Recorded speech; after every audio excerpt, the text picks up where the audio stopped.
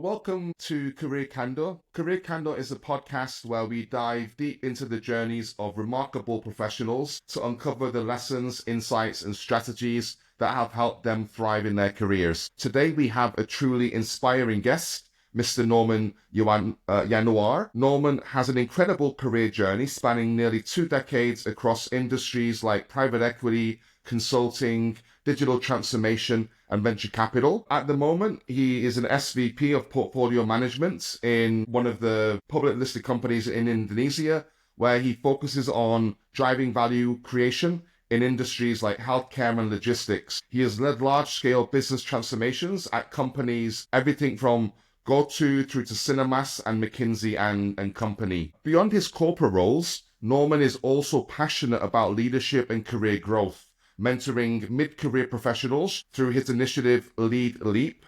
With an MBA from Oxford with distinction, numerous professional certifications, and experience working across Southeast Asia, the Middle East, and the UK. He brings a wealth of knowledge on how to navigate complex career transitions, drive business transformation, and stay ahead in the ever-evolving world of work. So today, we'll explore the highs, the lows, the hows, and the whys behind Norman's career moves, the lessons he's learned from different industries, and his advice for professionals looking to level up. So if you're someone who's thinking about career transformation, business strategy, or leadership growth, this is an episode you don't want to miss. Norman, welcome to Career Candour. It's great to have you here. Thanks a lot, Lee. It's a pleasure to be here. Yeah, thanks for inviting. I want to kick on and I want to talk first about your career journey and personal growth because it's been remarkable. I've known you for a while and I've known of you longer than I've actually known you. So to have that connection and for Martin Terpolowski to bridge that gap, introduce us, I'll recommend we speak was fantastic. What I really love is your story. You started in engineering and field operations and you transitioned into something quite different: strategy, investment, business transformation. What inspired this shift and how did you navigate such a diverse career transitions? Okay, thanks a lot, Lee. Well, yeah, many people ask me about it, about the same question as well, right? And actually, mostly they believe that I already planned this long before, right? At the beginning of my career. Well, actually, in fact, if to share the truth is actually I never planned for this transition, and actually I never have a clear vision at the beginning of my career about what I would do after after 10 years or even 20 years of my career. Actually, what I know is what I don't want to do that time, basically. Anytime I do something, then I experience it, then I will be I will know, okay, this is things that I want to do in the long run or not, actually. Yeah, just to give you, as you shared, right? Basically, my career has gone through three different transition. I was field personnel in engineering, working on the field, like doing really technical things, but leading people, a bit leading a team. And then I transitioned to consulting, where it's more about business strategy, like or project management. And then eventually, I end up in investment world and business world, right? Yeah. So Mm. yeah, in terms of how I navigate through this, as basically the time when I was in engineering, basically with a company called Schlumberger. It's an oil field service company, France-based, oil service company. I know that actually that time I observed my seniors who've been working for like 10 to 15 years in that company. Then actually I not and that time I was in the Middle East, working as an expat. That time I realized that, whoa, this is what the life in Schlumberger for the next 10 to 15 years. I see like they've been like transferred into different countries. They bring they bring their family as well along, and the family just keep moving, right? And one different thing that I notice is that anytime they're going to move to a new country, they will just get notified like probably just what, like a month, a month before the move, or even less than that. So it's a bit difficult to plan your life, right? And that time, it's not. I'm not saying that it's a bad thing, but that time personally, I noticed that this is something that I don't want to do. I want to have proper plan in my life. I want to have a full control where I live, where I where when I can see my family. So that time I know that time actually I took a decision to move on, returning to Indonesia, and even actually in fact I took like 80% pay cut that time. So it's a big change in my life from Mm. expat life moving back. But if whether I regret or not, definitely I think I would say I don't regret it. Yeah. Yeah, absolutely. We talk about this somewhat, and I put an article out last week about the whole concept of unglamorous jobs. How everyone wants to have everything now, and they want it with a high paycheck and relatively low labor intensive shaped around them. But I think for you, what really differentiates things is that you went a step further, because what you did was you pursued an MBA. So you were bold enough and brave enough to pursue an MBA at Oxford University of all places, which Yeah. is Yeah. globally recognized, fantastic alumni networks, and you graduated with distinction, which is amazing. How has that MBA experience shaped your career? And would you recommend an MBA for other Indonesian professionals that are looking to pivot like you have? Okay, just to give you a context, basically, I pursued my MBA after I joined consulting. I think it's a bit different from a normal typical, like a typical career path where you want to restart or you want to pivot, so then you take the MBA, right? So yeah, in my opinion, basically like the main objective of MBA definitely usually there are two. One is to progress in your career, or you want to restart or pivot. And then how MBA help you is like actually basically it give. I keep telling my friend who asked about MBA, I keep saying that the benefit there will be like three benefits of MBA. One is about branding. It's not about the knowledge. It's about branding. That's the truth, right? Like basically now you have a certificate, you can MBA certificate, and even better that you might have like a certificate from a top universities like an Ivy League or an Oxbridge universities, right? So that's one. And second is about network because yes, you will meet like colleagues or friends that fellow students that have a strong drive for growth and as well as their prior network as well prior experience. So then yeah, you somehow suddenly you get like a new connection with them, right? Which might help you. Basically it's about network. And third is about knowledge, as I shared, right?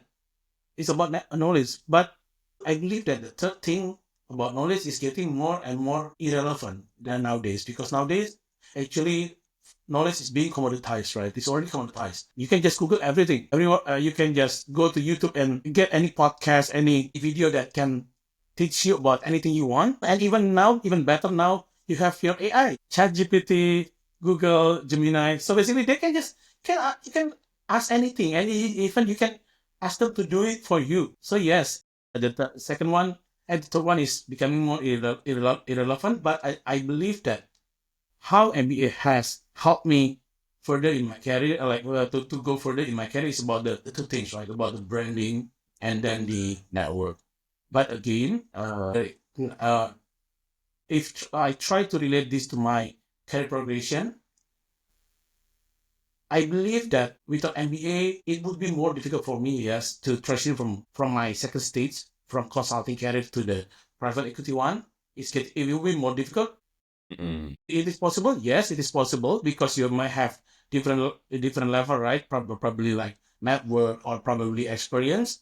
But yes, it helps me. But I believe as well that when I returned to Indonesia, I got a bigger network because of the Oxford alumni network that you mentioned as well, and that actually helped me like navigate throughout my career, like even like help me like develop and like find many business opportunities as well, like that help me do my job better as well.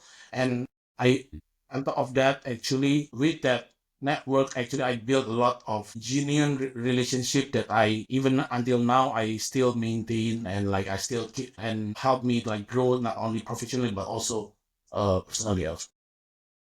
Yeah, that's actually great context. You were what many would consider to be top of the mountain already because you managed to crack into the MBB sphere that many people aspire to be in. It's the pinnacle of strategic mindset and excellence. What were the key takeaways from your time at McKinsey, and how has that consulting experience prepared you for more leadership roles that you're now progressing towards? Okay. That's a good question. Yeah, you might notice that I keep saying like the three things, the three things, the three things. Probably that's something that's something that I learned there actually in the maybe one of the key tactical key takeaways. But anyway, let's get to the point, right? So yeah, basically, yeah, I would for the things that there are two things that I really learned when I was with McKinsey, right? I believe that 2 years there would be more it would be sufficient enough to get into the core learning things that you might get from the consulting. One is about the structured thinking, structured problem solving, something that something that I didn't learn that time when I was in the other consulting firm prior to McKinsey. They really did it religiously. Like anything when you are trying to solve any problem, you need to make it more structured, more comprehensive, and as well as more, I would say, critical. Pushing your critical thinking to the next level, I would say. So yeah, that's one thing. And I still believe that I'm still the learning from that are still applying in day-to-day time to fix any business challenges. Also my personal, like any problem in my personal life as well. And then second thing, what I learned from McKinsey is that actually selling the ideas matters a lot. Yes, you can have a great idea, a beautiful one, a big idea, but then like if you don't if you fail to sell it to your main audience, to the stakeholders, then it will be useless because it won't get implemented.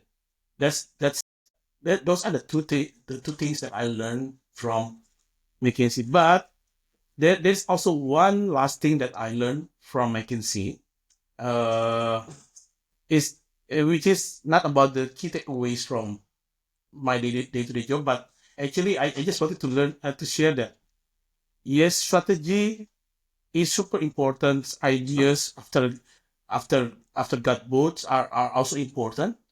But at the end of the day, what matters is most is about execution. Hmm. And that thing I didn't learn it when I was with McKinsey, but actually the post McKinsey world. Because I was a big believer of okay, ideas are important, like solutions are important. But then actually there was a one event that hit me hard actually when I was with this investment slash private equity company. In my first year, I I roll out a lot of ideas, initiatives, conceptual program, right? And like a lot of concept in one of the company. And then that time I had like a performance discussion with my supervisors actually. And that time I I list down all things that I've done in that portfolio company, and there and this was like a lot of things, including things that was in the initial concept. Right? Basically, we managed to build the managed to build the solution. We managed to to build the tool, but it was about to get implemented, and I put it on the list of the project that I implemented as well. And actually that time, what he said was, Norman, this is really good. Like you built a really good concept, a really good tool. I remember that time is for the pricing. It is a pricing tool. But then he said like, yes, it is good. It seems that you have managed to pilot it, but it still doesn't matter for us. Because what matters is eventually we need to see that this is get implemented organization wide, and eventually we want to see the impact on the eventually on the bottom line, right? Or at least like the initial impact on the bottom line. So actually, that time I realized that yes, the first two things is important. First two things that I mentioned earlier are important, but most important thing is about execution, the impact, Yeah. sustainable Yeah. impact. That is the thing that we might be lacking as well in, I think we have observed as well in daily life, right? Ideas, but Mm. then plan, but you never seen them get executed well and excellently. Yeah. But one thing that impresses me about you is that you never seem to stop learning. You have a curiosity, and it's led to you just pursuing certification after certification, upskilling yourself as well, personally and mentally. You have several high-level certs, right? You have everything from DFA, PMP, PSM. How important is continuous learning, and which of these certifications do you think have made the most impact on your career? Yeah. So yeah, I think, yeah, but yeah, well, continuous learning, I believe that is super important right nowadays, right? I think everyone would agree that with this evolving world, like with new technology keep coming in every month, right? Like even ChatGPT, the new version just keep being released like in monthly basis. So yeah, I think it is super important to keep learning. But what I would say is not, it's not only about learning things in your domain, in your comfort zone, but things that is outside your comfort zone early. Just to give you example, right? Like when I took project management, actually it is something that or PMP certificate is something that I'm not. I would say I'm not really comfortable with because my background is in engineering, right? I was, yes, I used to lead team. I used to do I used to deliver project, but I never understand what project was actually. What I care is about I get the job just to get the job done. But then yes, then at that time I was challenged by my my manager, that time my supervisor. Hey, Norman, it's for you. It's about time for you to do project to lead a project. So it's not being part of the team member, but you lead the project. And then yes, then what I was what then I look for certification and like how to learn, and I saw that there's a project management certification, and eventually I took it. Was it easy? No, definitely, because apparently I just noticed that actually project management consists of a lot of things, not only about scheduling. Mm. It's not about only about creating a plan, but it goes beyond those things. That thing actually, it covers about team management, how to manage a team, to make people from diverse uh, function or background work together, how to manage the cost itself, the finance, and how to manage the quality, and how to manage also the learning from the sustainability of the project through the lesson learned and all these things. So it's something that I'm not comfortable with, but yes, that I keep pushing myself to learn, and eventually now something it is something that I never regret. Yeah. Similar thing happened to CFA as well, right? When I took CFA level one, it's also very difficult. It was very uncomfortable for me as well because now I was pushed to learn about accounting, about about derivative and investment instrument as well. Something that I was not comfortable with, but yes, after throughout going through the process, is and I never regret it. But answering to your question about what would be like one of the certificate that I believe is very useful, I would say it is project management certificate, the Okay. PMP. Yeah.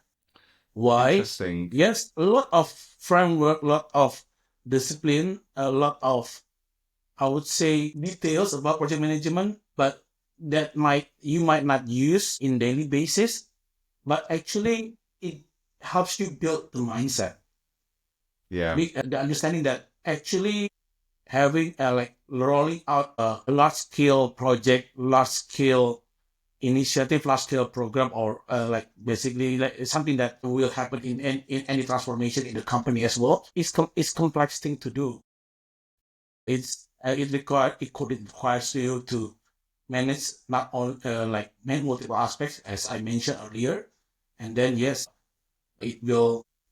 I would say it requires certain disciplines and rigor. Yeah. So here's a bit of advice to anyone listening, and Norman, this might be useful to you as well. When I was in Singapore in 2011, I was working a lot with HP, specifically the services side of HP. And one of my stakeholders there told me that the best project manager he ever hired had zero tech experience, but was formerly a wedding planner. Because when you get to planning weddings and you talk about these criticalities, you can't screw anything up. So it turns out that some of the best project managers are wedding planners just waiting to be found. Yeah, because you cannot really reschedule your wedding, right? Well, cannot. I mean, I got married last year in May, and I'm so thankful that we had an organizer. And they were so diligent, they were so good at execution. I think these people are under-recognized for what they actually do and how transferable those skills might be to, everyday normal Oh, business. wow. That's the anecdote that I will remember. And actually, in fact, Lee, like, yeah, I do. This is being on time, being really meticulous. I think something that like attention to details. I would say is they are like they are. I would say like they are underrated skills, right? Very basic, very basic. But as now we got bombarded by like a lot of big ideas like big concept, right? We forgot about the details because at the end of the day, like even management, like the basic of management, when we learn about how Toyota reached into the to this level now, it's all about what having a great attention to details, right? Continuously improve, incrementally fix your quality, something like that. Yeah. So it's very Yeah. such an underrated skills, and it is I believe it is super important. Yeah. I've had the opportunity to work with a few very successful, established people who guide me, people that are helping me these days, who believe in the content that I produce, that I write. And there's a term that one of them shared with me, which was technical execution. I think that fundamentally is what we're talking about. And we had a broader discussion as well about how somewhere like Indonesia compares to Brazil and its similarities, but then you think about Brazil producing world-class footballers, and it feels like we should be doing a bit more as well. But I think that leads us on to a good line of questioning as well, Norman, because what I'm also very curious about, is your time, your experience in investment and private equity strategy. And it's a topic which is so out there right now. We're hearing about startup failure or scandal week after week. It's a real problem and people are taking notice. For you as a professional who has been involved in investment and private equity, particularly in that value creation area, what do you feel the most critical factors are when it comes to sustainable company growth? Oh, all right. Yeah. I was asked this question as well in one of the session with one of the state owned enterprise, one of the largest, right? And actually, it's always difficult, right? To if we need to share like to explain it in a very short time, but always the way I share it with when I was to share with everyone when I was asked this question, I always put like an analogy of surfing. Did they surf, Lee? Yeah. So so in surfing, like there are three main components, right? If I would say like one is about the external component about the wave and the weather. And then the second is about the surfboard, and the third one is about the surfer itself, right? So like wave and weather, I would say they are like something that mainly are uncontrollable.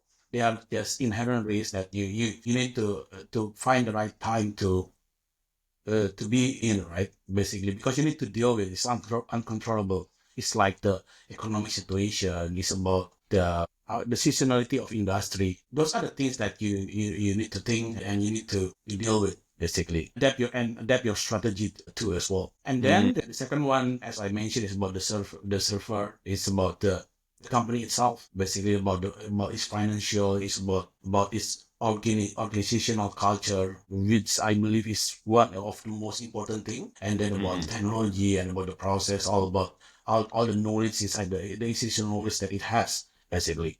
So yeah, that one can be really can be assessed as well. And I believe that they need like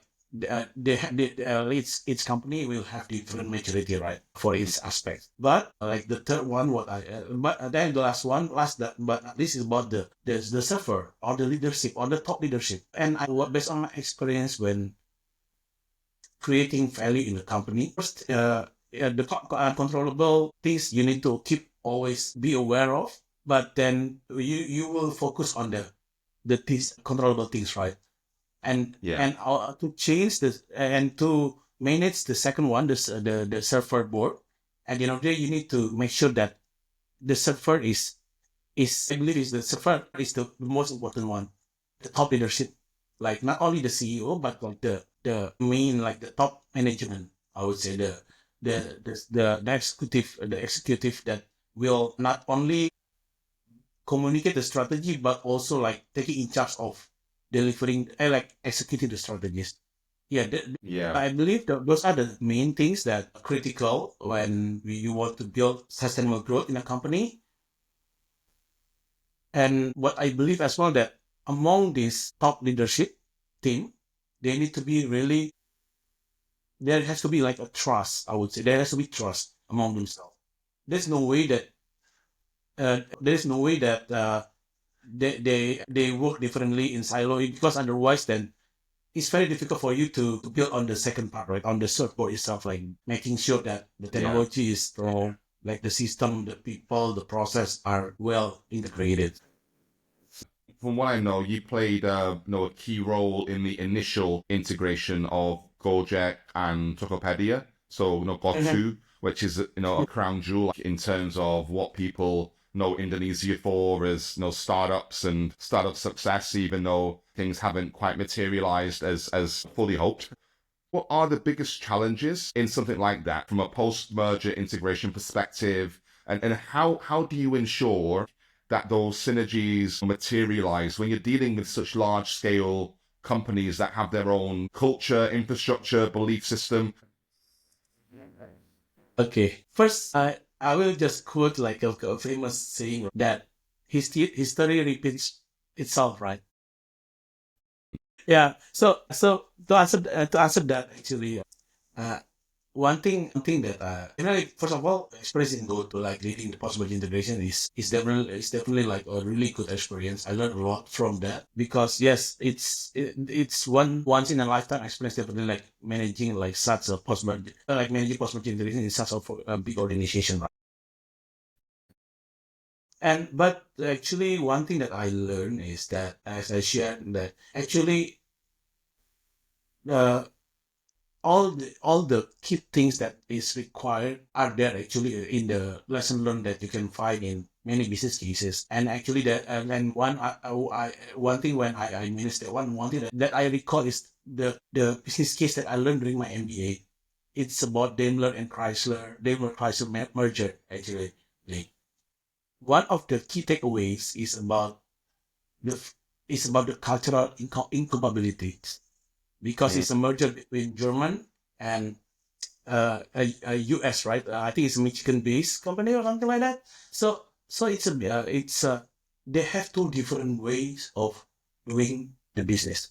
I mean, like in terms of like the organization, one is very engineering centric, and the other one, if I'm not mistaken, is more about like being business centric or something like that. That's something that I also noticed when I was managing this one, managing like a post-merger integration of the companies.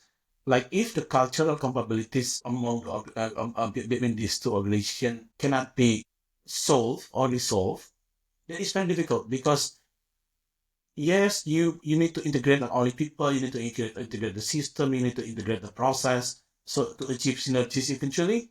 But then it won't work if among these people, like among the people within this organization, they refuse to work together. They don't trust each other.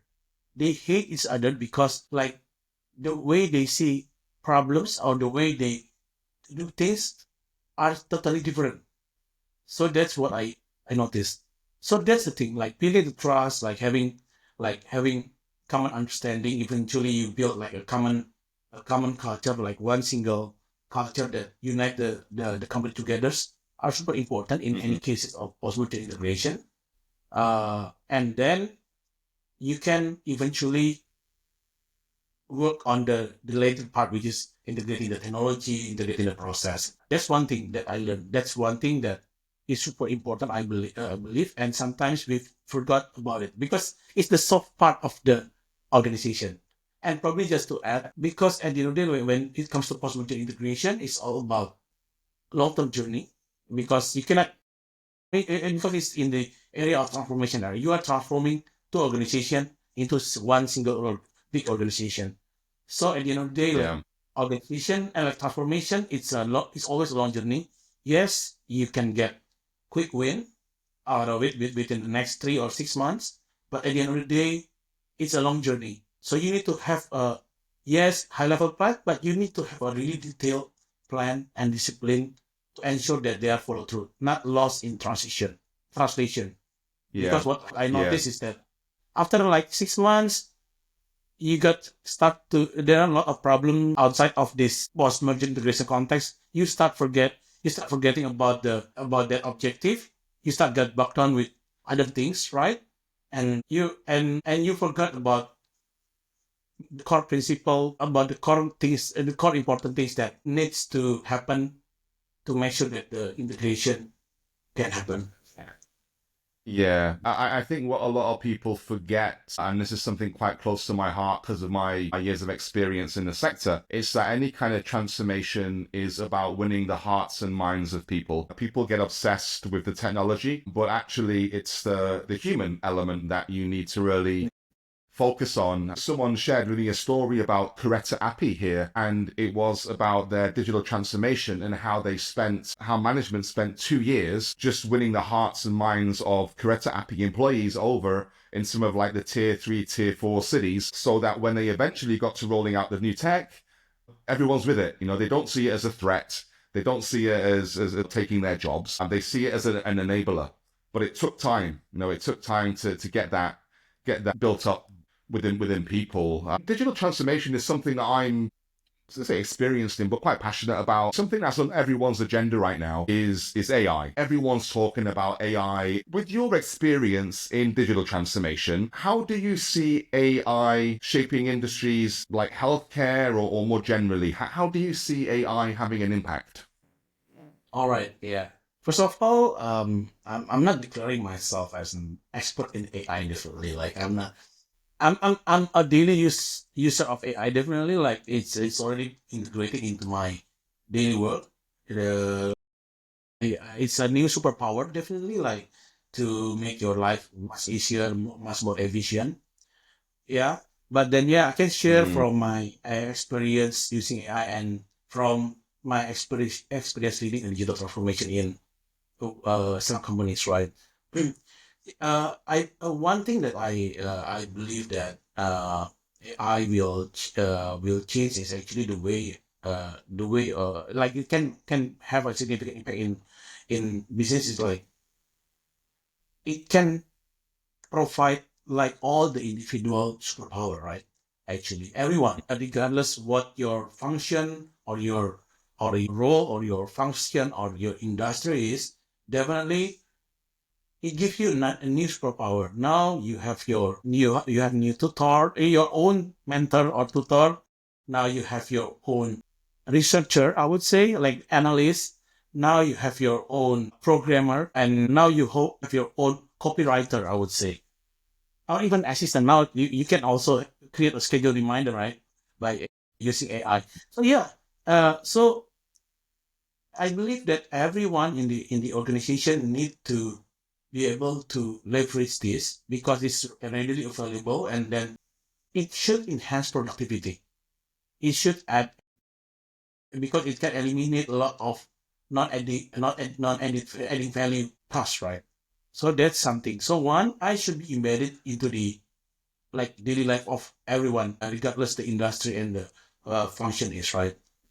Then how it so it will immediately revolutionize. But then yeah, you need to give encouragement, just like you mentioned that digital transformation, it has, you have to win the heart of the people. So it is exactly what I did as well when I was rolling out digital transformation. So what I did was not yes, I did several aspects, but one of my big program is about building an innovation competition, like a digital innovation.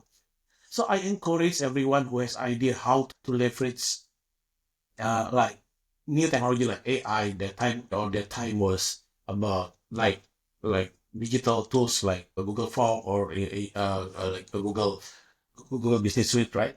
So yeah, so I encourage them to experiment, try, and then eventually show it to the top level management through this innovation competition. Then if for any for the best idea, we award them with gift and like with prize and appreciation, right? You know why? Because we need to show that yes, people, we appreciate you try, because from trying then you can start adopting it to your daily life, right? So that's one thing. Yeah, so that's to answer the how it will transform the industry in general. But then when it comes to healthcare, because currently I'm focusing on healthcare, there are a lot of areas that uh can is already like being implemented. Definitely, the first thing is in the, I think it's not only limited to healthcare, it's about but to the other industry as well. Is about the customer interaction, right? Now you can have the AI agent to talk to your customers, and then so it's not anymore is that basically talk to a customer with the human feel, like right, a human feel, because at the end of the day chatbot is like chatbot doesn't solve the has not been able with chatbot with rule basis hasn't been able to solve that one, right? So that's one thing. Definitely it will change that one, so customer, you can get closer to the customer, can solve their problem faster, can solve their complaint faster as well. That's one thing. But then when it comes to particularly in the medicine, we can immediately see it's in the area of radiology. Now with all the CT scan or MRI or even the X-ray can be read or interpreted immediately with AI, right? So it can with very high accuracy as well. So it will immediately revolutionize from the medical perspective side as well. So yeah, a lot of things happening, but at the end of the day, I would say first thing is to try and experiment. Make sure that everyone adopt it. Yeah. I think that leads us on quite nicely to the next section that I'd like to explore with you, which is leadership and career advice. Um, I think there's an audience out there that's thirsty for knowledge, that wants to learn more, that wants to know about career paths, but they don't have the right access to information. They don't have the right mentorship. So understanding about career advice and leadership is something which is, quite close to the theme of the podcast. You've been emphasizing leadership and high performing teams. You have a regular posting on LinkedIn that I've seen growth. I think when we first met, you just started it and just branded it. Yeah. And that's Lead Leap. So Lead Leap seems to be something that's quite close to your heart. You provide leadership philosophy advice, management philosophy tips. What are the core principles that you follow to build and manage great teams? Okay, that's a simple one, but really difficult to answer. All right. Like, first of all, this is something that I learned from my strategy consulting experience as well, is that when you are leading a team, you need to have like clear vision. Sometimes the buzzword is about vision, mission, right? But I would say like in a simpler term, it's about clear goal or objective, right? That's one thing. That's definitely most important one. You need to have unite the team under one clear, not one, but clear objectives. I would say that's the first Mm-hmm. thing. Then now it's about execution again, because yes, dream, vision, object, goal is they're definitely important to unite, to give the sense of purpose. But then at the end of the day, it's all about executing it, right? It's about your daily your daily life as a team. And one of my I would say like there will be like two core principle. One is about leading by example / walk the talk. This applies to one being empathetic, right? You need to apply empathy across all of your interactions with your team, your client, your stakeholders. One is about empathy and being hands-on, I would say. So I will help my team if they have any problem solving the task. Even it's not my core area. For example, like in the past, I was tasked to lead a marketing team. Something that time was very remote for me. Something that was it's a stranger for me, right? Like a marketing. But then I work with I work together with them, try to understand their problem, trying to contribute, trying to find solution by asking my networks to get options for the solution. And eventually I learned, but then if my team really appreciate it.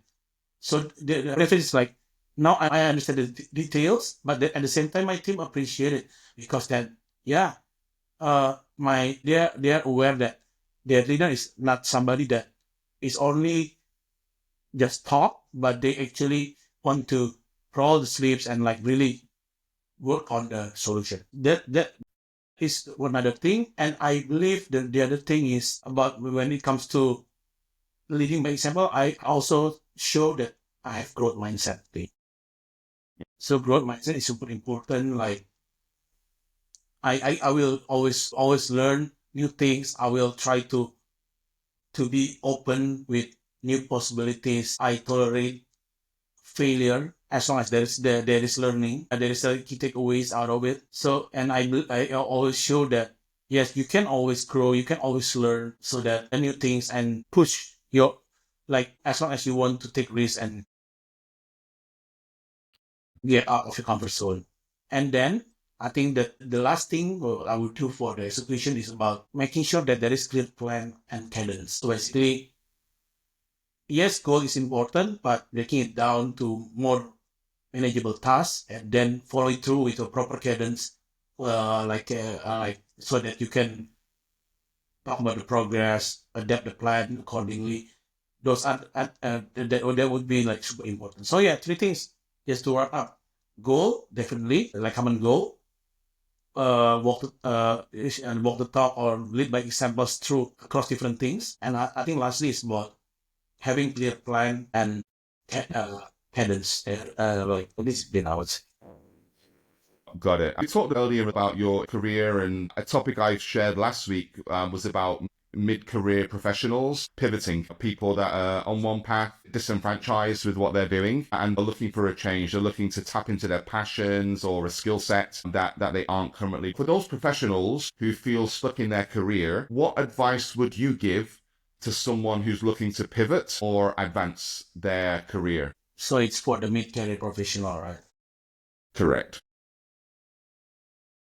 Again, probably like if there are many definitely, but the top three, I would say one is, yeah, I believe being adaptable is pretty important. Like to keep learning new things. Like basically it's all about growth mindset. Ali, this is something that it will stay relevant and getting more and more relevant as we are entering this AI age, right? Because things will evolve very fast. I heard that with now people like new science discovery in the health, like in the medical domain is also getting accelerated. So I think it is going to happen in any other areas as well. So yeah, be adaptable by learning.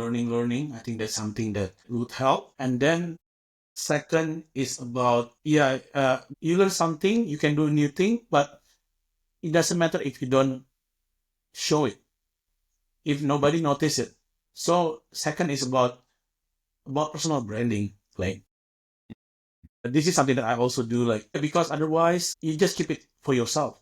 So you need to be known for to be expert at something or to be capable of something. So personal branding, being visible, not only in social media setting, but also in your organizational setting. Say like in your company, you need to be known, you need to be visible. How to do that? Definitely, one thing that I know is you need to be proactive, be volunteer, be to lead something, to lead a project, even if it probably is not something you think is important, like probably organizing your company event, or probably you to do like recruiting to be part of a recruitment event. So yeah, you need to be visible. Then if there is any opportunity to work on important or critical projects, be part of it. It is risky. There might be failure. You might face failure, but yeah. But I believe that you will strive and eventually thrive on that thing. And Mm. last thing, at the end of the day, network is super important. They say like it's a common saying, right? Your network is your network. I believe that is especially probably in Indonesia, where orang dalam is so very. I'm not somebody endorsing it, but with network definitely you see a lot of opportunities, not only to grow your career but to grow your presence or impact, right? So yeah, I think a network is the last thing. Build network proactively, be intentional, come to a network session, connect with people that looks interesting, even probably yeah, I mean, any people, talk to any people. I believe even I talk to the office boy in my, to the office, the security in my office, just to get to know them, to understand background. I think network is super important. Yeah, you never know when, if you will, when they can help you. Yeah, I think that's a great point as well. And when I interview people, one of the criteria that I look at is how well they treat the receptionist. It's nothing mind blowing, but it's quite intriguing when I see them put on like their game face to deal with me, and then they treat the people that are intrinsic to the business, that keep it ticking and keep it running, very differently. Not many do, but even I raised a few eyebrows when I was at Corn Ferry, because Yeah. I would always hold the door open, and four or five of junior people would be behind me. And sometimes that's lost here because of this more Confucian hierarchical culture that we see. Not just Indonesia. I lived in Korea, Hong Kong, Singapore. This is prevalent Yeah. across the region. Just to add on that one, right, Lee, I think there is some, yeah, holding the door open is something that I learned when I was, I was in Scotland back in 2006, during my first training, back during my engineering time. Yeah, holding the door, or letting others to pass first is something that I still adopt until now. Even the, but but I think there is also the one thing that is very practical and universal as well. It's about remembering people's names, right? Remembering the reception's name, remembering the everyone that works with you, like in a bit, yeah, like that you meet, like the security, like everyone. I think it's super important Mm, because that's what matters. That's one of the most important things that matters for them, and that's how you show that you respect them, yeah. regardless what their position or role is. So that's what I'm doing as well, and it matters a lot. I can tell you, like, it's game changing, I would say, as a leader. One lesson I was shared in Singapore is that you can do really small things. One thing that we instituted company wide was that when we met with clients or candidates, we made a note of their coffee order. So when we met them again, we knew what coffee. Say, oh, I've got here a bit early. Can I get you a cappuccino again with like no sugar? Those small details really can be quite impactful and meaningful, and demonstrate that care. And so, Norman, as a final question, I mean, I want to acknowledge that you've had, such an impressive journey so far. But looking ahead, what impact do you hope to make in the next phase of your career? Next phase of my career, right? Yeah. Definitely, I will. Lead is one of the platform. Very for the impact. It's not something that I will do after if I move on from my existing role or something. No, I'm doing it in parallel actually. So yeah, with Leap, actually, I want to deliver. I want to share my experience, my learning as well, like ongoing learning, right? I would say about two things, right? One, design is not three. Two. One is about debunking the myth that yeah, you need always like privilege in Indonesia to grow, or you need ordal or privilege or network in like to grow to thrive in your career or your personal and professional growth. Why? Because yes, based on I'm not coming from a privileged background. I graduated from this local university. I didn't speak English well as well when I was recruited by my first company. I struggled,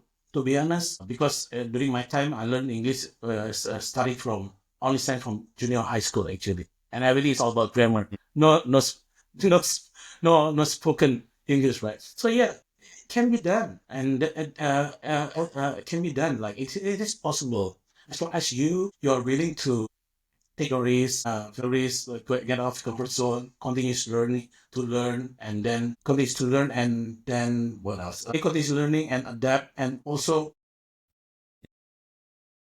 willing to adapt, right?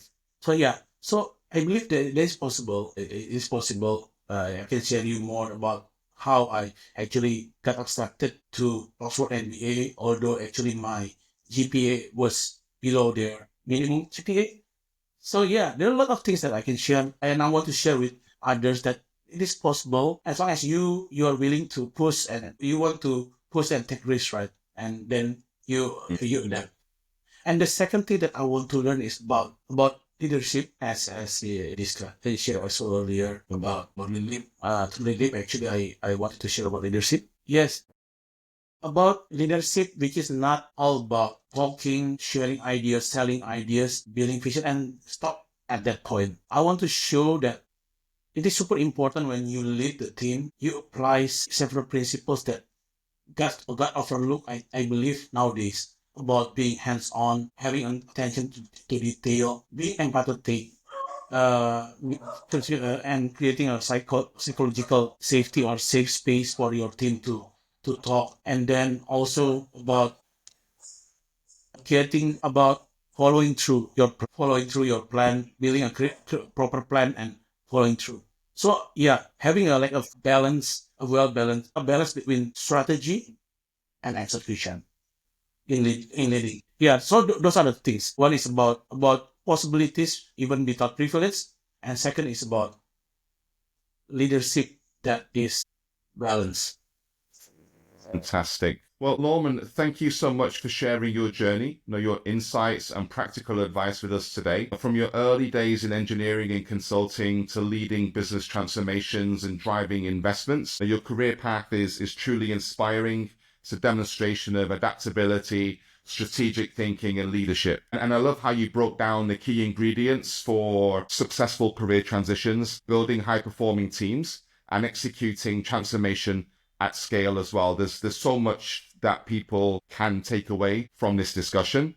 And for our listeners, if you found today's episode valuable, make sure you follow Norman on LinkedIn, where he shares even more insights on leadership, business transformation, and career growth. And if you're someone navigating a career pivot or looking to build a stronger leadership mindset, be sure to check out what Norman talks about with Lead and that management and leadership philosophy he shared. And of course, if you enjoyed this episode, don't forget to subscribe to Career Candour, leave a review. It helps us bring you more conversations with incredible professionals like Norman. So that's it for today. Until next time, keep learning, keep growing, and keep pushing your career forward.